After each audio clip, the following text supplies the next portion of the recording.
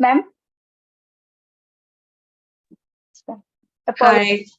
Yes, ma'am. So we are live now. Okay. So we are good to go. All right. I'm ready. Okay. A very good afternoon, everyone. This is Jayashree Padhiri. Welcome to Advancing Northeast. And before we move ahead with our session and our topic of discussion today, I would like to brief a little about what Advancing Northeast is. So, Advancing Northeast is a digital initiative by the Ministry of Development of Northeastern Region, Government of India, Northeastern Council, and Northeast Development Finance Corporation. It is a one-stop solution in the field of career and livelihood. Also, Advancing Northeast has been serving as a platform to bring in stories from the nooks and corners of Northeast, remarkable individuals and their awe-inspiring journeys that needs to be talked of more often than not. So today we are here, and today is a very special occasion, World Mental Health Day. What is mental health? Why do we need to talk about it more often? Why do we need to know what is the importance of it? What are the stigmas? What are the concerns around it? So let's dive in into the world of into the criticalities concerning mental health. And we are very privileged to have Miss Loya Agarwala, one of the most topmost psychology counselors in Assam. Loya Agarwala has dedicated her career to student counseling and empowering individuals through personality development initiatives. She is also the founder of UKEN Center in Guwahati, a center aimed on imparting soft skills development for people of all ages and professional backgrounds. Additionally, another cherry on the cake, she has also authored a book titled A School Counselor's Diary, a renowned guidebook that has enlightened many parents and educators. So, welcome, ma'am. We are glad to have you here. Thank you. Thank you so much. Nice to be here, and thank you for your invitation. Yes, ma'am. Same goes for us as well. So, ma'am, without wasting much time, we'd just like to start you can start the session, few words on World Mental Health Day, and also a little introduction of yours. Like, you play so many roles in your day-to-day life. You are an educator, a personality development consultant, then also you are also a psychology counselor. So which side of yours do you love the most, and people you want people to know you as? Please start. Thank you for your question so much, Joyshri. And what very, I would like to welcome everybody who's listening in today on this really important day, being World Mental Health Day. It is a day to commemorate the fact that we all have to take care of our minds just as we do of our bodies. I think that's something that is often overlooked. And I think it's very important that we pay as much importance as we can to our mental health as we do our physical. So yes, I do wear many hats, as many of us do. And it's just, my life. And on the one hand, my personal life has inevitably made me, a mother and also a mother-in-law. I also I wear the hat of a wife and a daughter and a daughter-in-law. So yes, these are incidental roles. They come about through the life cycle. But there are other roles that we choose for ourselves in terms of our purpose in life. And for me, that is counseling. My work as a counselor, my passion as a counselor, this is something that I've chosen for myself. So if you were to identify me, or if I identify myself, it will definitely be in the role of a nurturer, somebody who looks after somebody's suffering, who can ease that suffering, and that encompasses my role as a counselor. So yes, it's the closest to my heart out of all the roles, because it gives me my purpose, and my ikigai, or my mission in life is fulfilled by the role that I have as a mental health professional. So yes, it Professional. will probably be that one. Right, right, ma'am. So, since you said that psychology is the part that you would like to, most associate with, and you resonate with it so much. So, what mainly, drove you towards this field? Were you always keen towards studying psychology or becoming a psychologist, or what was the, driving factor that led you here where you are now? Actually, I never really set out. I was never a very ambitious person, by nature. I never have been. I was very homely. I still am very homely. My home and my life centers around my family. But I think in all of us, we always have an inner desire to fulfill something on the back burner, something that we need to leave behind, a legacy, or perhaps something that we've achieved. There is something that we all need to do, which is much beyond our roles as family people. And I think this seed for this started to grow in me as I became a mother and I became more and more involved in my roles. I realized that I needed to do something. And all I knew was that I really loved being with people and helping others. That was the only thing that I knew. But I also, as I grew older, I knew that I was more connected to the youth because my background is from London. I was born and brought up abroad, so it kind of made me realize that I'm more attuned to the younger mindset because I find that younger people are less judgmental for a start and very much more open-minded than the adults. And especially in India, we have a lot of stereotypical thinking. So because of my background and the way that I think, I'm so much more open-minded. So I found the youth of India to be more, or the youth that I mixed with, they were a lot more embracing for me. And it was very natural for me to go into this direction, that this was what I wanted to do.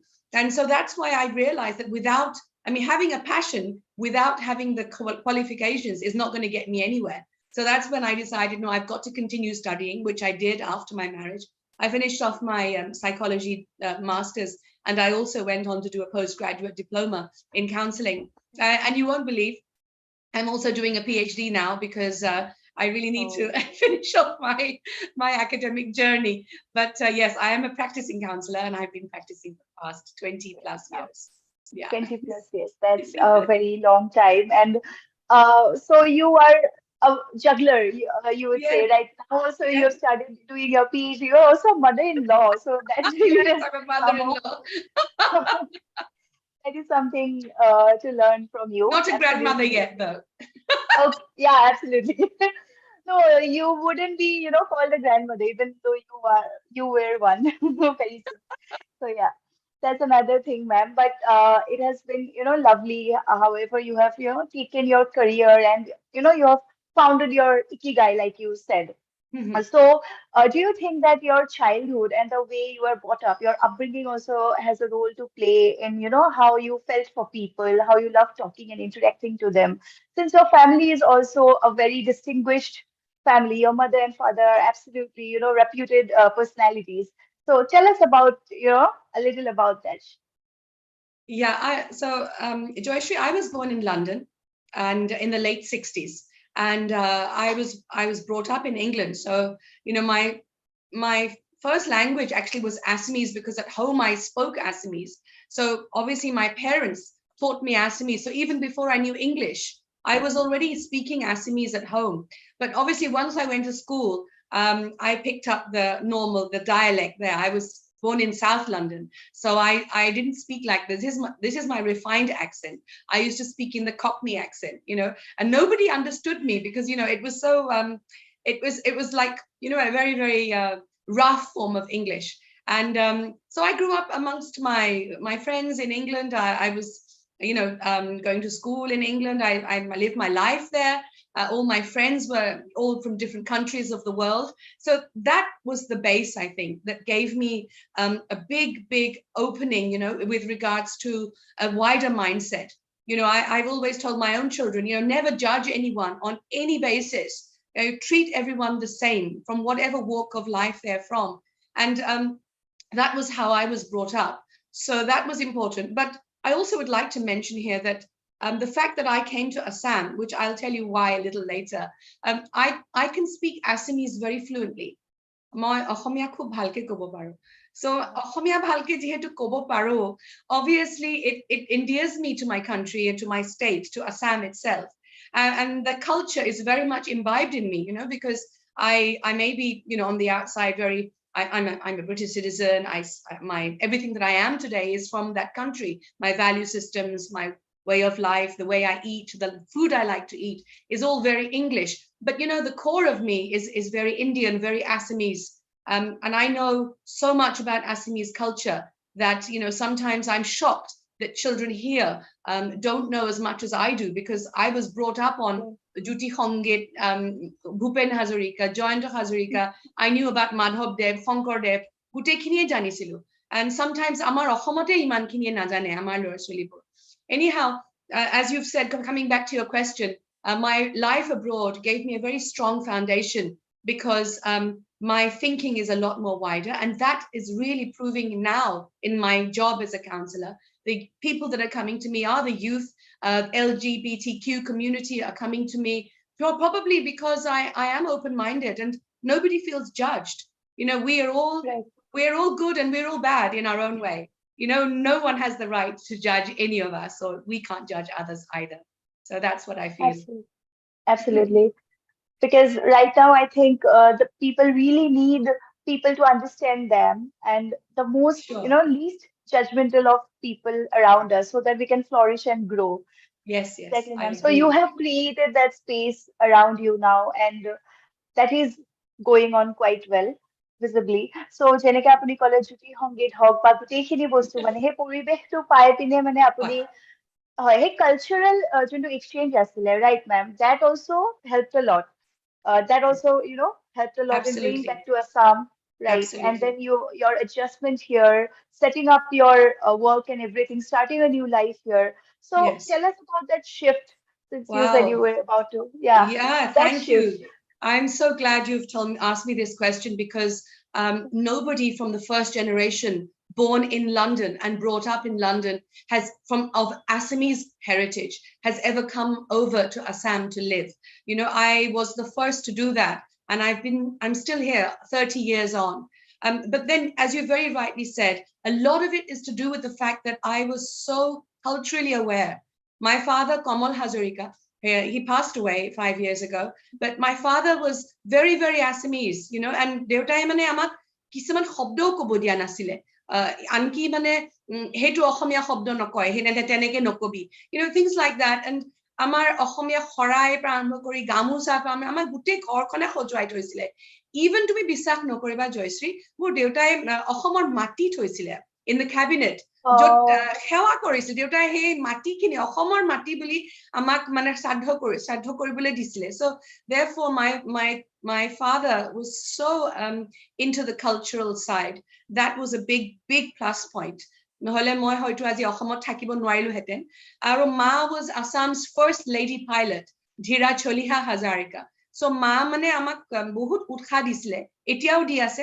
মা is now 83 years old. মাৰ মানে যিটো contribution, she was like a shining light for us and gave us hope that, you know, we can achieve anything that we set our mind on. And that was the environment in which I grew up. And that gave me such a wonderful base to start life in India, because I came here with the hope of living a happy life. And because of my mother's and father's positivity and the cultural impact that they have given, all of that has actually helped me tremendously to adjust here.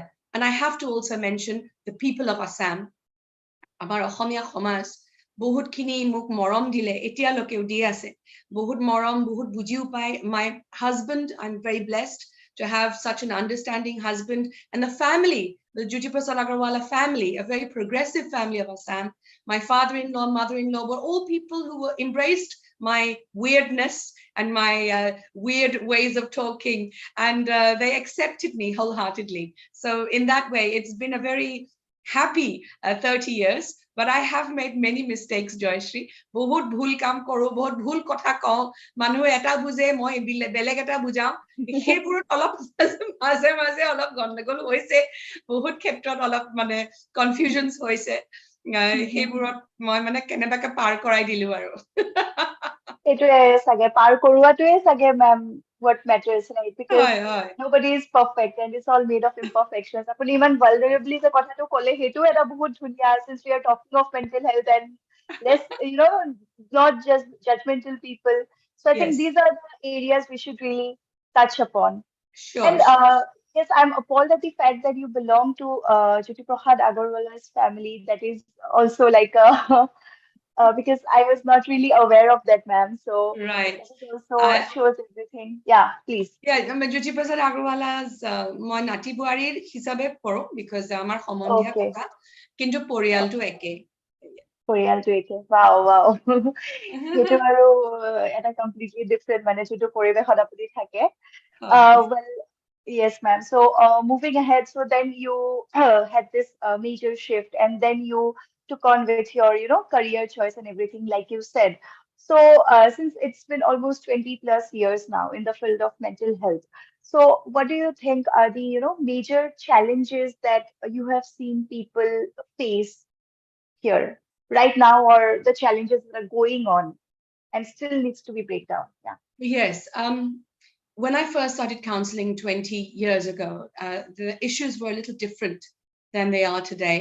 Children were not as open and exposing many concepts that they are now, for example, sexuality, for example, people were still closeted, were still hiding. And now people are proud to be who they are. Their identity is very much something to be embraced and be proud of. So these things have changed. There has been a bigger change in the face of counseling. People are coming forward now. Because mental health is no longer the taboo that it used to be 20 years, 30 years ago. Now people are more open to the concept of looking after, just as we look after our physical health, we also need to take care of our mental health. So therefore, people are coming forward. Judging from my own practice, I'm fully booked for the next 1.5 weeks. It's completely, people are coming forward as soon as, and I would like to stress here that don't let matters fester. Don't let them become bigger. Try to see, we all have our own coping mechanisms. So try to always solve things on your own initially if you feel. For example, tomorrow jodi pani lagise, pani sordi ka hoise. আমি প্ৰথমতে ঘৰৰ home remedies মই চেষ্টা কৰো গৰম পানী খাম আমি হয়তো অলপ বেছিকে ৰেষ্ট কৰিম আমাৰ নিজকে অলপ যত্ন কৰো কিন্তু when we realize that it's not working and we realize that we need extra help that's when we turn to in this case it's a mental health specialist but otherwise it'll be a doctor. That's when you need to understand that yes, it's not working, I can't do this on my own, I need to reach out to somebody, and there's no shame in that. It's only the strong people who reach out for help when they need it. It's the weak ones who think they can manage on their own when they're actually struggling. So that awareness of recognizing when you need help and being able to reach out, be it a person, an adult, a professional, anybody, to tell somebody, to express that I'm not well, I'm not feeling good, I feel depressed, I feel unhappy, please help me.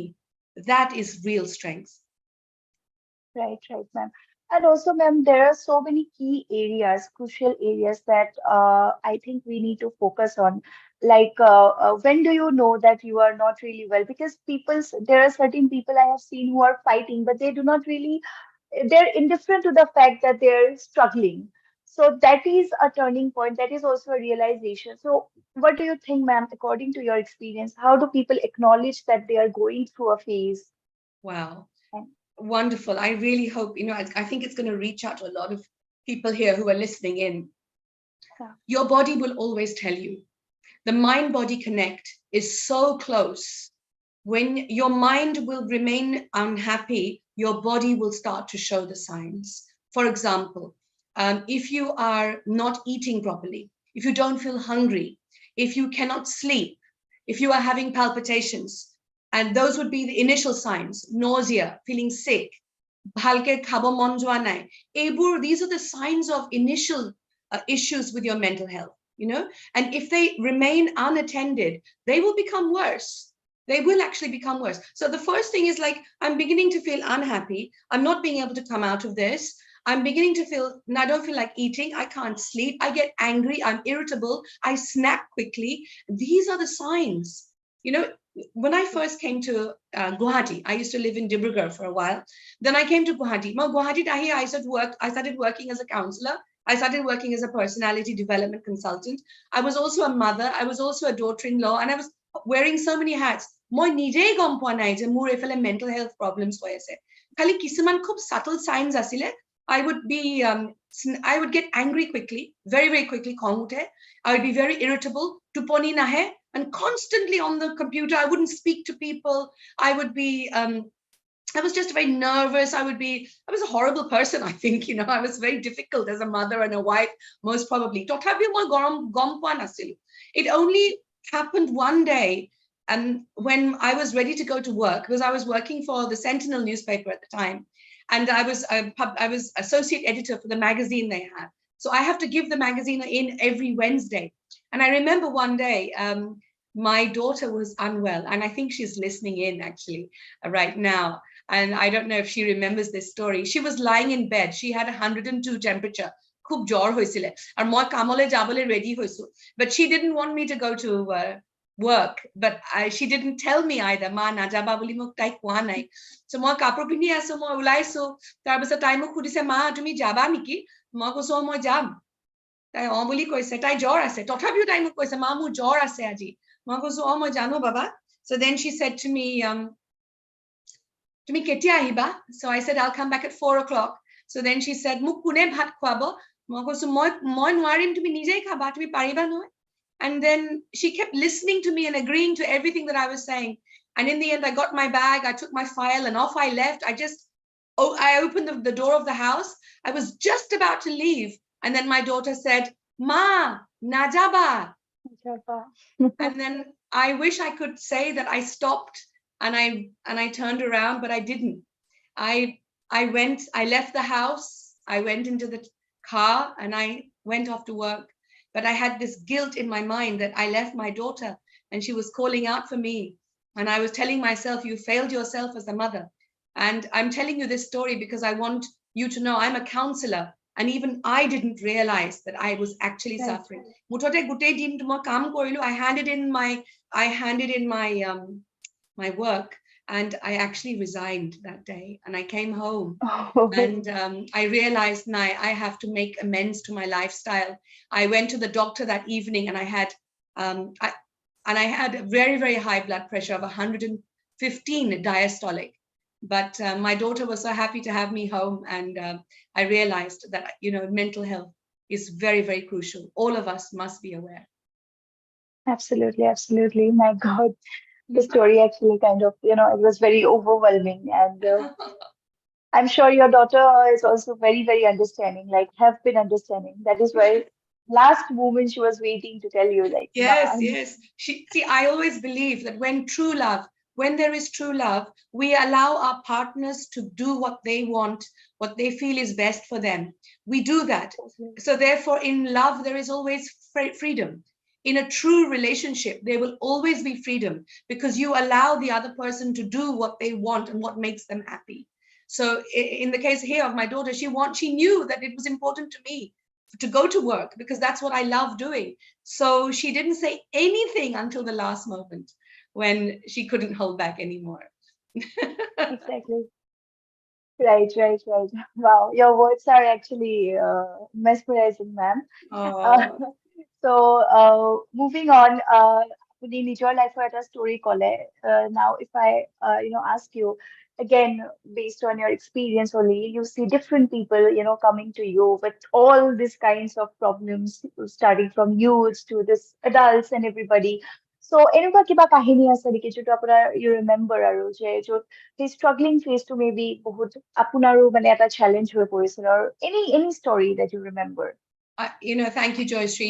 I really would like to share. I've always maintained that in counseling, it is a two-way exchange of energy. Moyu diu, kintu moyu ghurai pao. Hetu ekdom hosa kotha.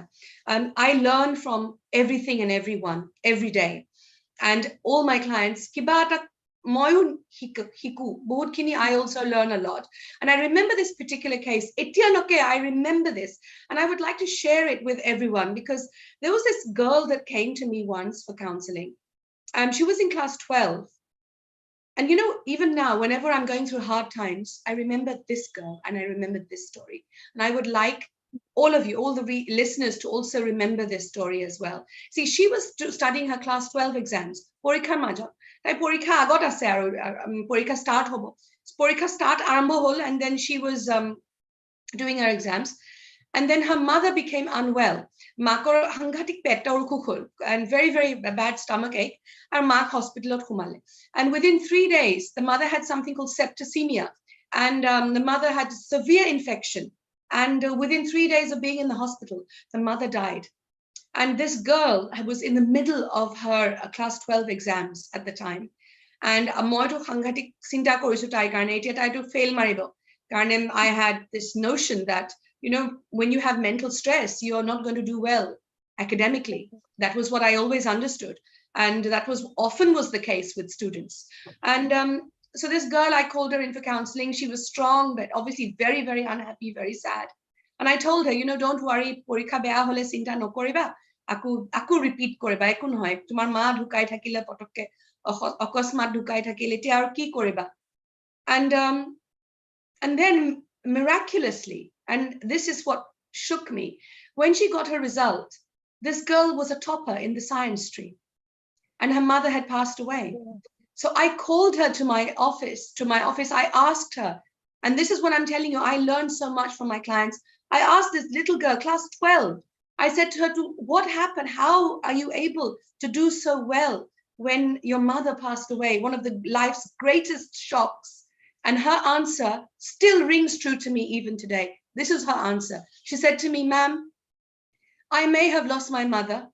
Ayukhtu amar hatot nai. Ami kiman din jiai thakim hetu bostu amar hatot nai. We have a beginning and we have an end, and we are not the determinator of our beginning or our ends. Mar ayukh imane asile. Ma was supposed to die at the age of 42. That was how long her life was. But my mother has left me with a legacy, ma'am. My mother has left me with the legacy to study well, to do well, and to become someone. And that legacy will remain whether she is alive or not. So ma dhukale hoy, ma'am. Kintu mar hopunbur mori jwa nai. Mar hopunbur mur karone etiao jiai ase aru he hopunbur moi puron korimei. So this was her philosophy. This was what she believed in.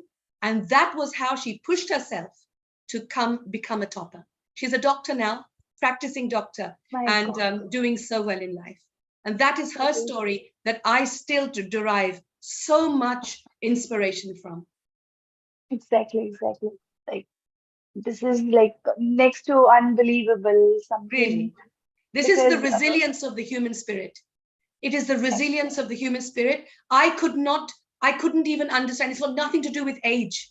It is to do with maturity of the heart, emotional intelligence, if you like. And it is not governed by your age. It is by your mental makeup. The human spirit is truly resilient under certain circumstances. Right, ma'am. I'm at a loss of words now that how resilient can a person could be, because I think this also goes as a lesson to everybody watching us right now. Everyone, if anybody is going through, any phase of their life, like whenever any little inconvenience happens, we are like, "Ja, moi aji etu nokoro, mor tu enekwa choli ase, ba moi ei time period to loi lo je মই চাগে কৰিব নোৱাৰো because I'm going through this." But that is also like an excuse we keep for ourselves. But then we can, really push ourselves and do it. I think Yes. that is a lesson we all can learn from this story, right, ma'am? Absolutely. If You it want is to say important to you, if it is something that is important to your life, nothing should hold you back. I always feel that you have to weigh it up. You have to weigh it up and try to push yourself out of your comfort zone. It's very easy to remain in your comfort zone and, mur jabola mon nai, koribola mon nai, kaile korim, procrastination. These are common tactics for people who, the fight or flight syndrome, we flight, we want to leave, we escape, or even indulging in antisocial habits like drinking or smoking or drugs. These are all escapist tactics from facing life and reality. And it's the true strong person, mentally strong, who can face the challenges head on. That is strength. And mental strength is therefore crucial. And mental health, therefore, is important in life. It's very important. Right. Yeah. Ways to escape, mainly. Yes. So, ma'am, as a professional, what do you think that are the skills and qualities that are necessary for a person to become a counselor, for example, this we are asking you career-wise, like if All somebody is right. an, enthusiast for psychology, what do you think that they could do, or what qualities they need to imbibe? Anything to do with the human mind needs an interaction that has an open heart and an open mind.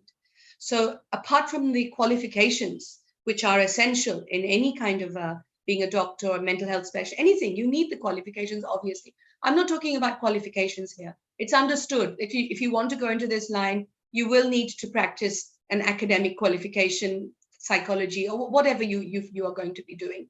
However, there are certain qualities that are also essential to this psychological line, which are not learned from the textbook. These come from the human element. And this is where I think is the difference between a counselor who is good and a counselor who is not as good. I believe, or even a doctor, anybody, even a lawyer, a doctor, an engineer, where is the human element? That is something that we cannot ignore. So in my line, for example, I don't look at textbooks unless I need to look up something from the medical perspective or from the psychological perspective. I I feel every client as a human, and I treat that person through my heart. I have an intrinsic understanding of what I feel would be suitable for that person's progress in this line of what they're presenting to me. And that has come through 20 years of experience. And it's also understanding them and with an open heart and total empathy. If I show somebody that I am not with them, if I cannot put myself in their shoes and feel their pain, then I am not worthy of listening to them.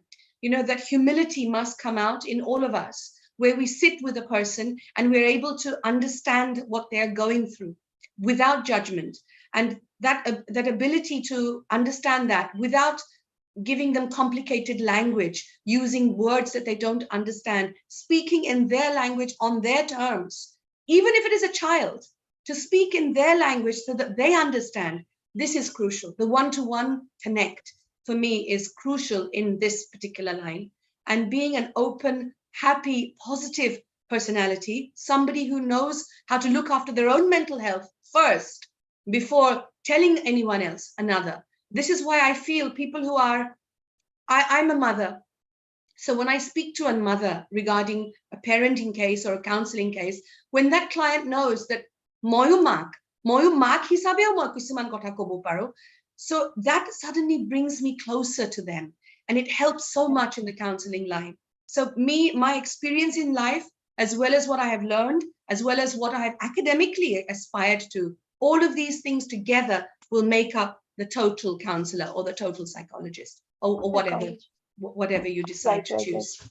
Uh-huh. Yes, ma'am. You have highlighted the core points, I think, because only theoretical knowledge is not something that you really, yeah, need to be in this line, I feel, because then it comes with a lot of responsibilities, right, ma'am? Because what if you Yes, say the wrong thing? It will affect them absolutely. for a lifetime, right? Absolutely. And you have to have the courage of conviction. You have to stand by what you say, and you have to say it in such a way that the person believes you. You know, it's like a doctor. When a doctor tells you that A2 medication khwa, bhalo hoye jaba, cinta nokoribo. The mind is so much a part of your recovery. If it's a physical ailment, especially in counseling, it's only the mind. It's only the mind. I am giving tonics of the mind. I am speaking. I am changing your mindset. In 1 second, I can change how you think because of your belief in me and your faith in me. And it doesn't only mean me, it can be anybody. You can change the way you think by believing in someone. And that is the turning point. That is the essence of CBT, or cognitive behavioral therapy, what we do. I also am a hypnotherapist because I've learned how to, I have covered the steps, I have learned the steps of hypnotherapy. So I actually use this in my practice as well as normal counseling. I balance therapies as Okay, well. okay. Yeah. Ma'am, so out of curiosity, then, what is hypnotherapy? Like the basic definition, if we, you know, say. So hypnotherapy is delving into the subconscious mind. So it is a Okay, way of therapy. It's a therapeutic tool that delves into the subconscious. So right now we are talking through the conscious mind. So you and I are talking, but in the background, our subconscious mind is also listening to everything. It's constantly on 24/7. It is always on alert.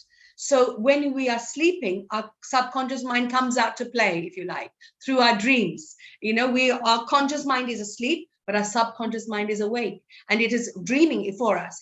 Anything that you've seen in the course of the day, something that you have seen that has remained hidden during the course of the day will come out in your dreams.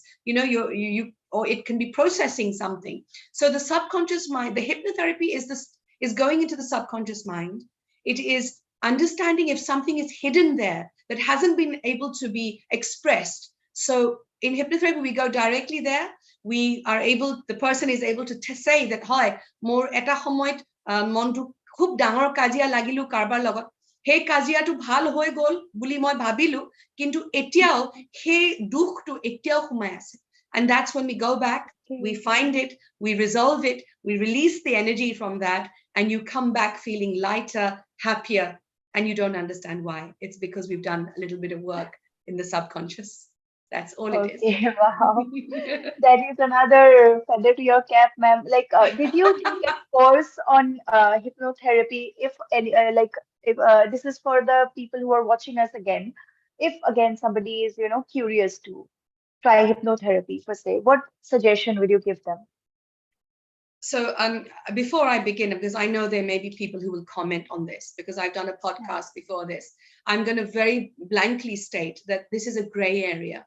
Okay, it's a gray area. It will not be in any syllabus as such, psychological syllabus. Counseling is actually tried and tested and proven, so that's fine. I am a counselor. I always do CBT and all of that. However, because of my belief, and I do, hypnotherapy is a tried and tested phenomenon. It works. I know it works, but it is a gray area. It's about the paranormal mind. It's about the metaphysical. So therefore, it's something that it differs from person to person.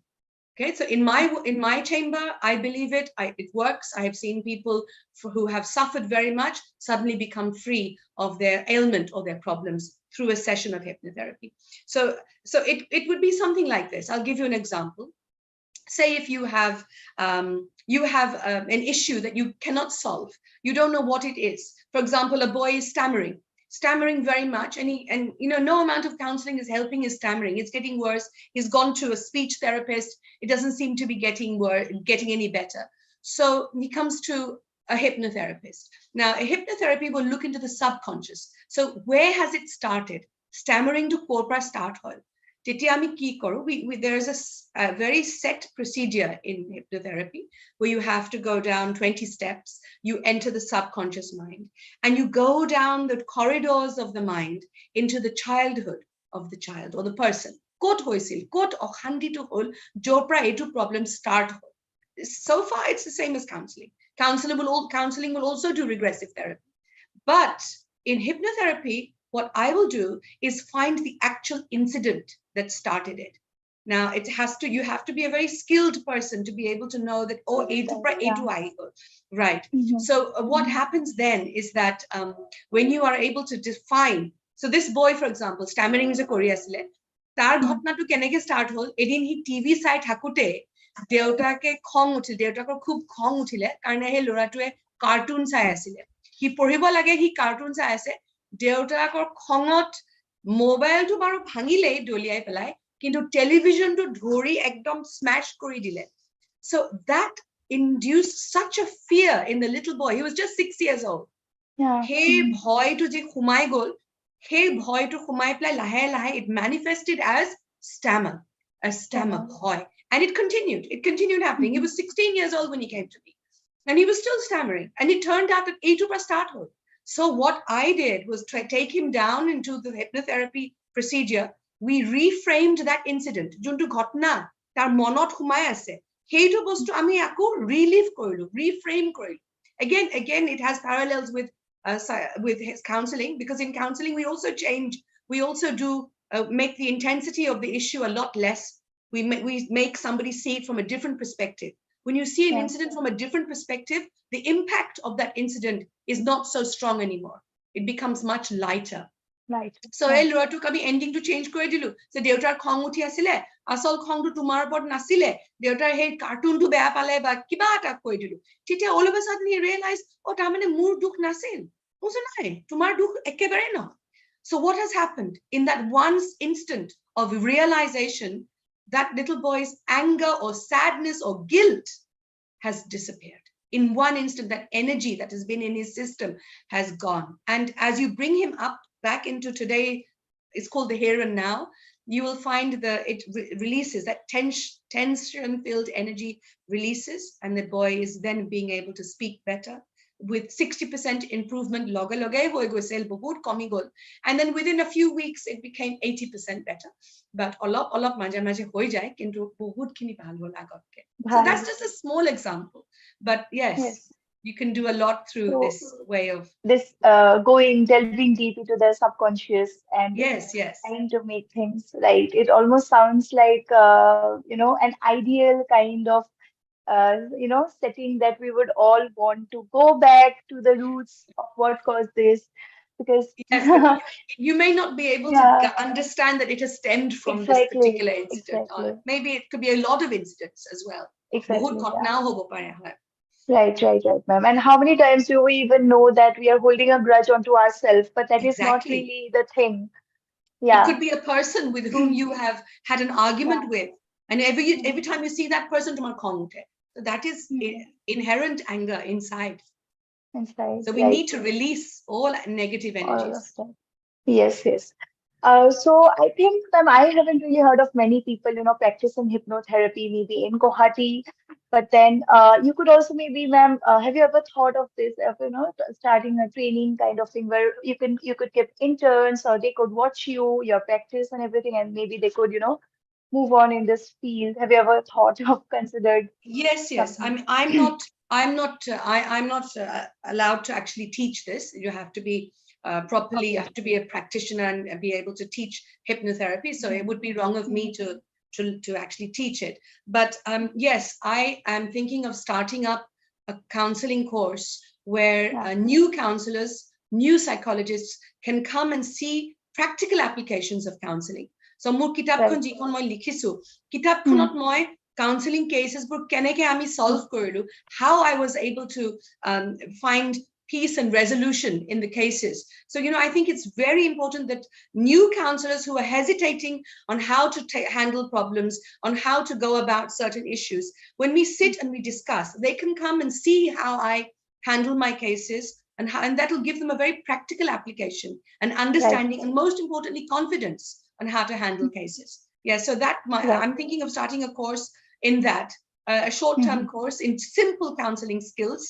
and practical aspect of counseling yes Counseling, right, ma'am? Because these are also, key areas, because yes nowadays people are actually taking up more psychology courses. Students, youths yes are aware that this could be also a career option. But yes then yes these are the nuances. Like right people like you could definitely be a, right inspiration for many, many ahead. And as you already mentioned your book, ma'am, so I was anyway, about to bring it up. So how was the process? What gave you that, uh, সেই সাহসটো মানে মেম ক'ত পালে যে কিতাপখন লিখিম আৰু মানে ইমানকণ সময় দি এণ্ড এভৰিথিং তাৰমানে আচলতে কি জানা জয়শ্ৰী আমাৰ চবৰে এখন কিতাপ আছে অন্তৰত we all have books that have not been written our lives our incidents experiences আমাৰ চবৰে কিতাপ আছে ভিতৰত লিখা নাই আমি কাহিনী ঢেৰ অ কাহিনীবোৰ ঢেৰ আছে আমাৰ চবৰে আছে কাৰণো নাই even I didn't realize that all of this can be put into a book ময়ো গম পোৱা নাছিলো and I really would like to tell you I am no different from anyone else we're all the same at the end of the day আমি সব একে but I was blessed to have come across people who were able to inspire me and not only inspire me I then used my own self motivation to make it tangible so মই to counseling already 10 years কৰি আছিলো I was working in faculty higher secondary school in North Guwahati মই কেইবাখনো স্কুলত কাম কৰিছিলো একেলগে because I was a consultant so সেইখন স্কুলত এতিয়া তেখেত ঢুকালে managing trustee আছিলে তেখেতৰ নাম আছিল তেখেতৰ নাম বন্তি ভূঞা অকে and she was an educationist and a wonderful wonderful lady and she and her husband Pradeep Bhuya. Both of them were tremendously inspirational to me. It was Mrs. Bhuya who said to me one day, Loya, tumi iman counseling cases solve kori goya asa. Tumi bahut beya swali jana. Tumi heikhini gyan pai. Tumi nijor lorছোৱালীক ভাল কৰি আছা. Tumi বেলেগৰ লৰছোৱালীৰ কথা কিয় চিন্তা কৰা নাই? বেলেগ পেৰেণ্টসকো তুমি জনাব লাগিব. So she said to me, kitab likha, ekhon kitab likha. And she pushed me and she said, no, tumi kitabkhon likhiboi lagibo. So I had all these cases. I had 10 diaries. I had so many diaries. And I realized that she was right. But I didn't have the time because I was really busy. So then I went to London because my son was studying there. And I suddenly had time on my hands. So I took along my diaries and in 3 months flat, I wrote 125,000 words. And I don't know how it happened. I literally gave 10 chapters. I selected around 34 cases. I put them into 10 chapters. One, for example, would be, parents fighting, what to do, not giving enough time to your children. All taken up from real cases, right? Real cases, absolutely real cases. And heikini hoi joar pisot I had this manuscript and I thought, okay, etia moi ki korim muror pora kotha kini uliai lo. That I didn't write in order to write a book. I just decided কথাখিনি উলিয়াবই লাগিব মানে Kabak কব লাগিব কথাখিনি উলিয়ালো তাৰপিছত I brought this manuscript home and then I decided no, I must give it to a publishing house. I was very blessed. Again, luck does play a big part in all of this. Westland Limited, they were a big national publishing house and they took my manuscript. They published 5,000 copies. And the icing on the cake was when I saw my book in Delhi airport and I realized, oh my God, moi likha to mur monor pra wa khini likhilu likhar pisat prakash pisat etia belegoleo mane mur gyan ba moi kitha kini moi dibo parisu. So that for me was such a wonderful moment to be able to give somebody what I know. Yeah, your stories are there living with people right now. So that itself is such a beautiful thought. আৰু সেই grit and determination to I think because কাহিনী চবৰ থাকে যোনটো আপুনি ক'লে but then সেইটো বিলাই দিয়াটো মানে for a greater cause of the society so that people could take something from your stories where you are being all vulnerable because it's not easy to tell your story. Sure. And not only me, Joyshri, it also means you or it means all the listeners. We all have to give back. We all have to give back to society in some way. And that doesn't mean having children and having a life. It means giving something back. If you're a teacher, you're giving back. If you're a doctor, you're giving back. Everybody needs to give in some form, I feel, to make this world a better place. Better place, yeah. Eightu about particular, I think our conversation can over. So moving ahead, ma'am, again, you are also the founder of UKEN Center. So that is a completely different, initiative. Then you are a consultant, student consultant. You are personality development consultant. If I am, the term is right. So tell us about it, ma'am. How did you think of this, approach? Again, I felt that we in the Northeast, our children, our students are extremely bright, academically are brilliant, on just as good as all the others. The only problem with our Northeastern children is that we lack in English speaking and social skills and soft skills. English is, speaking in English on par with other metros in India, we don't fare too well. And it's not fair. We need to know how to speak. We need to know confidence. We need to have good communication skills, leadership skills. We need to know how to behave in interviews, how to have general discussions, group discussions. We need to know how to talk in a personal interview. We need to know how to address VIPs and talk in a way that is proud, that we are proud of ourselves. And I found that our people were a little more reticent, more hesitant to do these things. And this started up the idea because I was already running a very successful personality development program with Faculty High Secondary School since 2004. So I had so many modules and everything. And it made sense now to reach out to a much wider group of people. So that was why after 20 years of being in this line, I realized that now it is time to set up something of my own. And therefore the name UKEN. You can do it. You can do anything that you set your mind upon. It seemed like the perfect way to start off something which is divided into 2 sections. One is my counseling unit, which is only specifically for mental health issues and all counselings on that part, more in-depth counselling, only to do with the psychological issues. But we also run a very, very successful personality development center where children from all ages, adults, teachers, we do a lot of teacher trainings, they come and they are empowered in the skills of social awareness, social skills, confidence building, communication skills, and we run regular classes on this.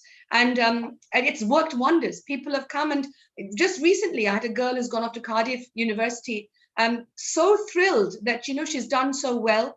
And I like to take a little bit of credit from that, because in my classes, you know, they have to speak in English, they're pushed, but they are pushed in such a way that they have a very safe environment, very, very loving environment in which they don't have to feel at all self-conscious. And wherever they're going wrong, we empower them and reinforce them and give them belief in themselves.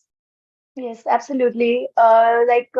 It's a very crucial area, soft skill development, which is Yes. because even our project, Advancing Northeast, also does this soft skill training thing, campus to corporate, where we see students who are, who have, who deal with even writing a simple email, or that is just an example. But that is the point, right, ma'am? That why Exactly. are we lacking in so many things, especially in the context of Northeast, I would say, Yes, right? yes. So yes, absolutely. What you are doing there is a very, very wonderful initiative where counseling, psychology, and then also personality development, both Yes, the major areas that make you a human being, is being, absolutely. trained and that. Ultimately, So it's to empower yeah, oneself, you know. It's not exactly, about exactly. me. It's not about me. It's about every one of us must be the best versions of ourselves at all Of times. At all times, because every we all day. deserve it. Yeah, we all Yes, deserve it. yes, yes. We all do. So, yes, ma'am. So, how long has UKEN, the idea of UKEN started? How long it has been now?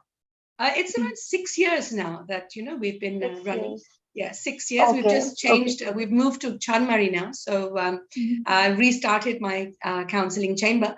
Just maybe mhm. after Puja, we'll be starting our personality development center again. So Thank you. looking Okay, forward. so everybody watching us, if anybody wants to, connect with UKEN, they could just, go to your website and Yes, everything, right? it's Yeah. ucan-center.com, Okay. and they can just, all the details are there on how Okay. to Okay. take it forward. Also, if they want to, book a session with you, is Yes. UKEN is the way, or they could, contact you I personally have or an office. I have an office which okay. they can actually book a session with through my office. Shall I give the number? Yes, Or ma'am, you can do it. We can put I it up in our comment section. Yeah. All right, all right. So Okay. the number is actually 76388 Yeah. 31490. Seven Okay. six three double eight three one four nine We'll zero. also, yeah, we'll also be putting this up in our comment section and everywhere so that people later can, Yes, yeah, keep in touch. get, yeah, keep in touch. So yes. So again, moving ahead. Ma'am, I think we have almost covered everything. Like, yeah, yeah, please. No, it's You already. can I'm just also. looking at the time. It's already 3:30. So how? Yeah, Where did the time fly, Joyshri? Where did it go? right. It was so engaging, the conversation, everything you were saying. "वो राखी boy कौन सा लेकर आया था? अब sir, अब भाभी को ऐसा." But then, yeah, absolutely, you have work, and we cannot also drag this much longer. So, ma'am, Oh coming, no, no. towards the end of our talk, I would like to ask a very important question. I feel this is that in the context of Northeast now, what do you think the solution could be for the, towards the lack of awareness that we, still see around us, that people, the parents, they do not really want to, learn what areas. How do you think we could address them? Where is the gap? Right. Um. Right. So basically, it has to be big institutions, educational institutions, the management, all the people that are catering to the new generation, including parents. Because my biggest block is not with the children, it's not the students. They're open-minded. You know, they're accepting of new practices, new approaches. It's the parents, it's the older generation that really need to come on board and understand that there is no shame attached to seeking mental health. help. There is no shame attached to asking that, I'm not able to cope. Can you just help me out? And that taboo must break. That entire mindset we have to do something about it. And a lot of people are coming to the counseling room much later, when things are so advanced that it's actually veering on mental health problems and sending off to a psychiatrist or a clinical psychologist. So it becomes very sad that they're not able to nip it in the bud. So my reach out is to parents: open your mindsets, learn and understand that, take your children to somebody who has more experience than you, somebody who can help you, and break those shackles of your mind that are holding you back from seeking help. Just as you would do a doctor, anybody who is trained in mental health will be able to help you. Pick and choose who you feel is good for you, who suits you. But, don't hold back, because we have to make a change, and the change is beginning. And the only sad thing is the older mindset, the older people who are still old school, they are the only obstacles in the path to making this a bigger concept. Yeah. Right, ma'am. So I think that little more convincing and coming out can bring a change. Change could begin at our homes and everywhere, right? Absolutely. I'll just take 5 more minutes, ma'am, before heading towards the last part. Just one thing, it's a very personal question also, that, somebody who's suppose suffering or going through a phase, that person wants to seek help, but then there are so many options nowadays. There are psychiatrists, there's, counselors, psychology counselors, and then when you are in a really bad place, you do not know how to differentiate where to go, and then people would be coming up with so many options, like you could go to this type of person, you could seek help from here. No, your experience is very traumatic, go to this person. So how does a person get that right? Because from a very personal experience also, that happened, and seeking the wrong person, and then it was a very difficult place to get back out of again. Sure. That journey, yes, ma'am. So what do you think? I think, certain things will require medical intervention immediately, in which case, there's no point going to somebody like a counselor, because at the end of the day, counselors are not doctors. We are not doctors. So therefore, the medical aspect should be on the discretion of the client. And if it is a mental health illness, then it will definitely seek psychiatric help immediately, without a second thought. Nowadays, psychiatrists work in conjunction with counselors. Many of my clients are referred from psychiatrists, because psychiatrists they've understood the importance of counseling. The verbal therapy is also as important as medication as well. So they work hand in hand. But we cannot undermine the fact that a counselor will definitely be able to also push a person in the right direction without thinking for themselves. Ultimately, it's always the betterment of the client, which is number one. Juji thakibo napai, kunuwe juji thakibo napai. If it falls out of my jurisdiction, I will definitely refer that person to somebody else. You cannot hold on to that. Juji thaki lav na. The person is going to suffer more. And not everybody's approach is going to be suitable to everyone. As a counselor, my approach may only be suitable for young people or certain people. Somebody else may have a more disciplined approach or a more therapeutic approach. So we all have different approaches. You have to go to the person that suits you and that can guide you in the right direction. But immediately taking medication for something milder or something that is stressful. Certain stressful incidents can be handled through lifestyle changes or meditation techniques. They don't require symptomatic relief. So symptomatic relief is medication. Yes, that works. If you're not being able to sleep, you take a sleeping tablet. But have you really solved the problem? Have you solved why you can't sleep? That is when counseling comes in. Let's find out why you can't sleep. Let's get to the root of the problem. And then let's see if you can sleep. And if you still can't, then maybe you might need some help. Yeah. But right now, if it's a problem with the mind and the human mind, there would always be a stepwise method of approach. But then again, I say that with a lot of discretion, because certain instances require medical intervention immediately, without a doubt. But if it is in early days, early stress, early issues, please just go along for a chat to somebody who knows. Just go along. It may be just one session where you have some guidance and some light and see how things prosper. But definitely don't try to do things on your own either. Get help and seek it. Yeah, absolutely. Okay, so hey, Bhabi Simti, hey, step to Luato.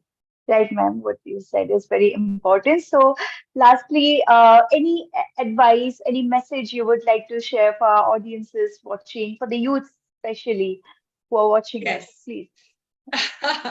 I would like to give you just 2 or 3 tips. I'm telling everyone, if you're listening in right Yeah, now, there are 2 very important things that have to come from within you. Number 1, self-love. All right. You must love yourself enough to seek help if you need it. All right. It's so important that you are able to understand yourself and love yourself enough that you don't let yourself suffer. Don't feel shame in seeking help. Go and do it because you love yourself enough to seek it. So self-love, number 1. Number 2, when you have self-love, seek confidence within yourself to be able to take that out into the outer world. So when you love yourself, you will then become confident. And the third thing that I feel we should all also do is give back, as I already mentioned a little earlier. I think it's to find a purpose in life. We call it our ikigai. In the long yeah, term, we must give vent to our own desires. There are 4 quadrants in life. One is the important and urgent things that we all have to do. And there is a second box that is important but not urgent. Everything that you have as a desire or a goal falls into the second quadrant. The third quadrant is actually urgent but not important. And the fourth quadrant is not urgent and not important. But I'm just talking about the second quadrant. My book, for example, fell into the second quadrant. It's important for okay, me, but it's not but not, urgent. yeah, So if there is something that you have to do, something that you need to do, something that you want to do, my doctorate was something that fell into the important but not urgent. I kept putting it aside. Finally, I found time to look inside that box and do what is important for me and my self-growth. Because only when you are happy from within, when you are happy physically, will you be able to function at your best and be the best version of yourself. And that is crucial. Then you will be happy. Then you will find peace of mind and hopefully mental happiness as well. absolutely wonderful, wonderful words, ma'am. Like going by Thank you, what ma'am Joyshri. said, You find brought your out the best ikigai. in me. You did it. You Thank have you been a so much. wonderful interviewer. Thank you so much. Thank you, ma'am. Means a lot. And everybody watching, like again, going by what ma'am said, finding your ikigai, find your inner peace, love Yes. yourself, and watch our videos. Watch the entire episode. We'll be uploading it in all our social media platforms, and hoping to collaborate with you in the near future, ma'am, again because it Thank you. was Anytime. really wonderful. Yeah, yeah, yeah. So we would God like to bless all of conclude you. our talk for today. Yeah. Thank you, ma'am, Thank again. you so much, Joyshri. Take care. Bye. You too, ma'am. Have a Bye. wonderful evening. Bye bye. Okay. Take care. Bye bye.